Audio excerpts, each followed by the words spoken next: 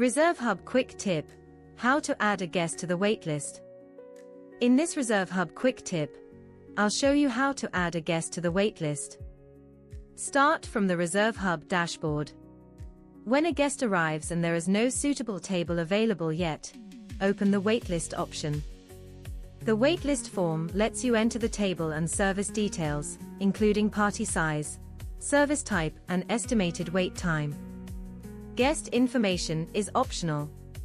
If you need to move quickly during a busy service, ReservHub can save the entry without full guest details. If you do enter a phone number, and the guest has visited before, ReservHub can recognize the customer and fill in their details automatically. You can also add useful notes, such as special requests, accessibility needs, allergies, or seating preferences. When the details are ready, click Add to Waitlist. The guest is now added to your waitlist, so your team can keep track of who is waiting and respond as soon as a suitable table becomes available. You can also manage waitlist actions directly from the live floor plan. Open the floor plan, select the relevant table or action menu, and choose the waitlist option when needed. Walk-in and waitlist work in a similar way.